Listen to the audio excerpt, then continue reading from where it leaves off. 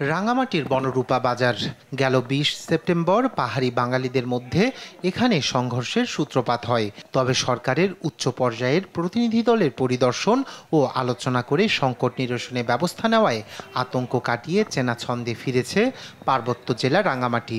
অনেকটাই স্বাভাবিক হতে শুরু করেছে জনজীবন।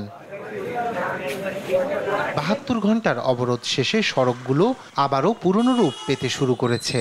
শহরে চলাচলের একমাত্র বাহন সিএনজি অটোরিকশায় যাত্রীর পরিবহনে আবারও বেড়েছে ব্যস্ততা। পাহাড়ি বাঙালি ক্রেতা বিক্রেতায় মুখর হয়ে উঠেছে ঐতিহ্যবাহী বনরূপা বাজারটি। হ্যাঁ, আস্তে আস্তে কিছু মানুষ বাইর হচ্ছে। কালকে তো জানি না, কালকে বাজারে আমি আসি নাই, মানুষ আছে কি নাই দেখি না, বাসায় ছিলাম। আজকে তো মোটামুটি কিছু মানুষ দেখা যায় বাজারে বাইরে হয়েছে আর কি।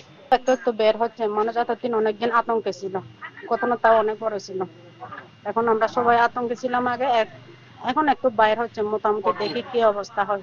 আমরা পাহাড়ি বাঙালি ভাই ভাই, আমরা সবসময় একসঙ্গে বসবাস করতে চাই এই পার্বত্য জেলাতে। পরিস্থিতি অনেকটাই শান্ত জানিয়ে ধীরে ধীরে বেচাকেনা শুরুর কথা জানালেন এই ব্যবসায়ী নেতা। গত ২০ তারিখের ঘটনার পর বর্তমান বাজারের মোটামুটি পরিস্থিতি শান্ত। গতবার ডিসি স্যার, এসপি স্যার, আদ্রন কমান্ডার স্যার এসে দেখে গেছেন, সবকিছু ঘুরে ফিরে আমরা আশ্বস্ত করেছেন যে আর এমন অস্থিতির পরিস্থিতি হবে না। চলমান পরিস্থিতিতে যৌথ বাহিনীর টহল চলমান আছে জানালেন জেলা প্রশাসক। আজকে সকল দোকানপাটও খোলা হয়েছে, মানুষের জীবনযাত্রা এখন আপনারা দেখতে পাচ্ছেন স্বাভাবিক আছে এবং এটা যেন বজায় থাকে সেজন্য কিন্তু এখন পর্যন্ত আমাদের যৌথ যে টহলটা এক্সিকিউটিভ ম্যাজিস্ট্রেটের নেতৃত্বে সেনাবাহিনী, বিজিবি, পুলিশ সকলে মিলে কিন্তু যৌথ টহল কিন্তু চলমান আছে। খাগড়াছড়িতে মঙ্গলবার সকাল থেকে শুরু হয় দূরপাল্লার গাড়ি চলাচল। এদিকে সাজেকে ৩ দিন আটকে থাকার পর নিজ গন্তব্যে ফিরতে শুরু করেছেন পর্যটকরা। সেনাবাহিনী ও পুলিশের নিরাপত্তায় সকাল ৭টায় সাজেক থেকে পর্যটকদের নিয়ে ১২২টি পিকআপ, জিপ, ২৩টি সিএনজি ছেড়ে যায়।